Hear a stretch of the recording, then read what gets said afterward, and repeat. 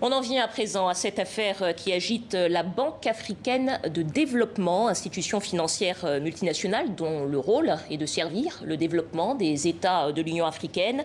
Depuis plusieurs mois, son président, Akinwumi Adesina, est accusé de favoritisme et de comportement contraire à l'éthique.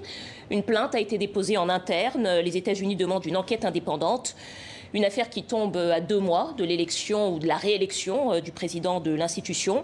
Et nous sommes avec Johan Tilouine, journaliste au Monde. Bonsoir Johan. Bonsoir. Vous avez travaillé sur ce dossier. Est-ce que vous pouvez nous dire exactement quelle est la gravité de ce qu'on reproche à M. Adesina?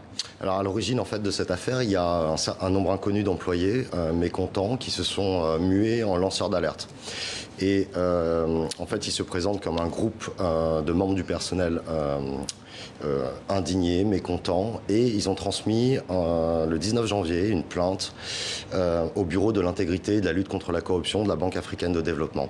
En fait, ils ont transmis une note, un document assez bien fait, bien charpenté, qui recense 16 cas de présumés abus commis par le président Adesina. Concrètement, il fait quoi, par exemple, monsieur Il Adesina? est accusé, en tout cas, d'enrichissement personnel sur de l'argent perçu sur des remises de prix. Il est accusé de favoritisme sur des nominations à des postes à très haute responsabilité au sein de la Banque africaine de développement. Il est accusé également de favoritisme dans dans la manière dont la BAD a octroyé des contrats en fait à des sociétés qui étaient sous-traitantes pour la BAD. Pour la BAD. Ça peut paraître curieux pour ceux qui connaissent pas bien l'institution, mais parmi les gouverneurs de la BAD, il y a évidemment les pays africains, mais il y a également des pays occidentaux. Là, ce sont les États-Unis qui ont ouvert la charge en demandant une enquête indépendante. Comment est-ce qu'on peut expliquer cette implication des États-Unis pour demander cette enquête indépendante? Alors les États-Unis, c'est le deuxième actionnaire en fait de la Banque africaine de développement. Le premier étant le Nigeria, le géant économique d'Afrique de l'Ouest. Les États-Unis, ils ont effectivement, du coup, ils ont leur mot à dire en tant qu'actionnaire, bien évidemment. Pardonnez-moi, peut-être juste pour préciser vraiment les choses, c'est-à-dire qu'au conseil d'administration de la BAD, il y a les actionnaires et les actionnaires ne sont pas tous africains. Non, en fait, il y a 54 pays africains qui sont représentés et 27 pays qu'on a dit non régionaux, c'est-à-dire des pays étrangers. Dedans, il y a la France, les États-Unis. Et sur la répartition du capital, le capital de la BAD n'est pas essentiellement africain? Non, le Nigeria étant le premier actionnaire, les États-Unis sont le deuxième. Deuxième, donc, gros actionnaire de la BAD. Ouais, et le premier actionnaire non régional. Donc, en fait, les États-Unis, ils ont pris cette affaire, cette dénonciation des lanceurs d'alerte très au sérieux et en fait, ils n'ont pas accepté les conclusions du rapport rendu fin avril par le comité d'éthique. Ce rapport disculpe très clairement le président Adesina. C'est un rapport le comité d'éthique était chargé de vérifier les faits sur les accusations qui visaient le président Adesina. Ce rapport il n'a pas été accepté donc par les États-Unis qui réclament une enquête indépendante, ce qui est plutôt assez mal perçu par une partie à la fois des chefs d'État africains et y compris au sein de la BAD. Voilà. Alors, bon, tout le monde connaît, enfin en tout cas, tout le monde reconnaît la qualité de la gestion économique de M. Adesina. Personne ne lui conteste actuellement. C'est pas non plus la première fois qu'un président d'une institution multinationale ou internationale est critiqué pour sa gouvernance.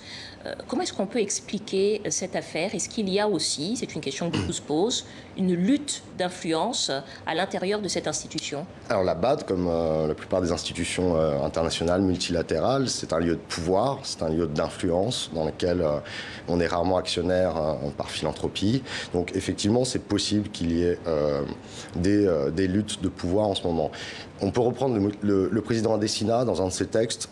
Il dit que la plainte des lanceurs d'alerte, ce n'est pas une plainte qui est pure, chimiquement pure. Il dit qu'elle a des motivations inavouées et sans doute inavouable. Grosso modo, il a également publiquement pointé du doigt l'administrateur américain de la BAD.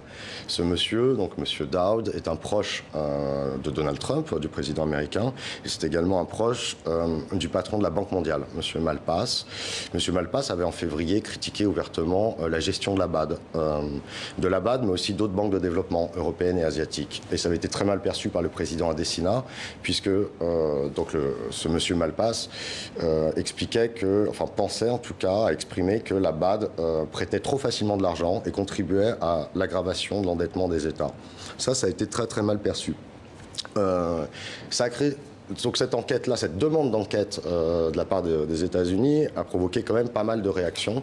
En tout cas, du côté africain, on voit qu'il y a une envie d'unité africaine contre cette initiative. Oui, et on a vu qu'il y a eu des prises de parole, y compris assez forte au Nigeria, avec la ministre des Finances, des ministres des Finances du Nigeria qui... Pour défendre M. Adesina. Pour défendre M. Adesina. Il y a l'ancien président du Nigeria, M. Olusegun Obasanjo, qui a également appelé 12 anciens chefs d'État à soutenir M. Adesina et à s'indigner contre une sorte de ce qui se perçoit comme une ingérence, en tout cas, et une désafricanisation de la BAD. Alors, une désafricanisation de la BAD, dites-vous, en tout cas, disent-ils. Dernière question, Joanne, en quelques mots.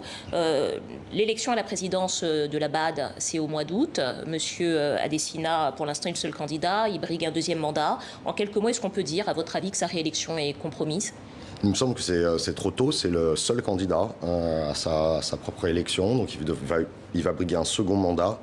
On voit que cette affaire a resserré le soutien, en tout cas au sein des grandes personnalités africaines et des chefs d'État africains, autour de sa candidature, autour de son bilan, qui, il faut le dire, est très bon.